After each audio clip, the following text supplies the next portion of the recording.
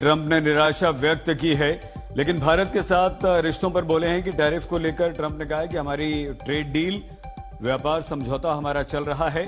प्रधानमंत्री नरेंद्र मोदी की अमेरिकी राष्ट्रपति ट्रंप ने तारीफ की कि वो अच्छे मित्र हैं और भारत के साथ हमारे रिश्ते हैं।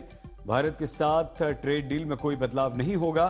ट्रेड डील हमारी चल रही है, चलती रहेगी, लेकिन अमेरिकी कोर्ट पर बरसे सभी देशों पर 10% अतिरिक्त टैरिफ लगाने की बात ट्रंप ने यहां कही है और ये कहा है कि दूसरे विकल्प भी हमारे पास हैं। प्रणय उपाध्याय हमारे संवाददाता हमारे साथ हैं। प्रणय, सबसे पहले तो आप ये बताइए कि ये जो अभी टैरिफ लग चुका है वो खत्म होगा या नहीं?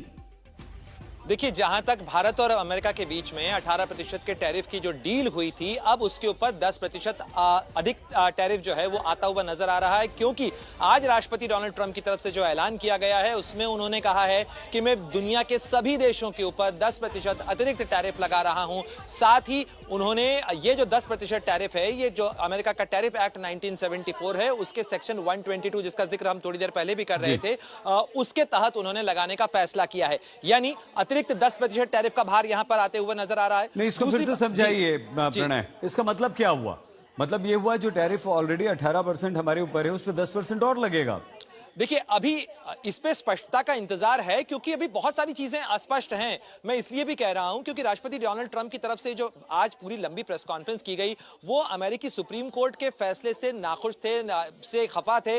उन्होंने कहा कि मेरे पास और भी विकल्प हैं। उन्होंने जस्टिस कैवेनाग की तरफ से जो विकल्प सुझाए गए हैं उनका जिक्र किया और उसमें उन्होंने कहा कि ये बताइए, हम समझना ये यहाँ पर ये चाहते हैं कि अमेरिकी सुप्रीम कोर्ट ने जो इन टैरिफ को जो दुनिया भर के देशों पर लगाया उसे गलत बताया है, गैर कानूनी बताया है, राष्ट्रपति के अधिकार के बाहर बताया है, तो क्या वो रद्द हो जाता है या ट्रंप ये कह रहे हैं कि हम 10% और लगा दूंगा?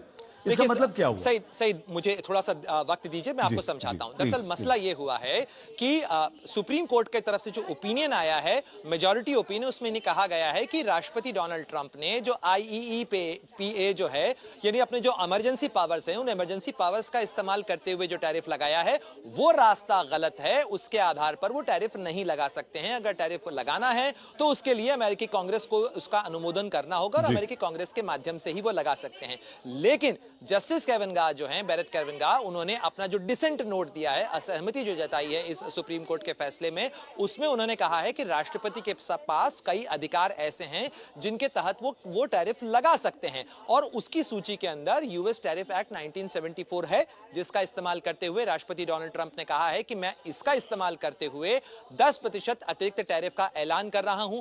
ये 150 दिन के लिए होगा। अब 150 दिन के बाद क्या होगा? क्या अमेरिकी कांग्रेस के अंदर उसे रेटिफाई करवाना होगा? जैसे कि आप जानते हैं कि हमारे यहां भी सरकार ऑर्डिनेंस लेके आती है और ऑर्डिनेंस को फिर 6 महीने के भीतर रिपील करना होता है। उसी तरीके से यहां पर भी ये 10% का जो टैरिफ है, ये फिलहाल 6 महीने के लिए, 5 महीने के लिए तो लगता हुआ नजर आ रहा है। लेकिन आगे क्या होगा? क्या वो अमेरिकन कांग्रेस के अंदर जो लिंडसे ग्राहम का बिल है उसको पुश करते हुए नजर आएंगे, जिसके माध्यम से इसको लीगली इंप्लीमेंट किया जा सके?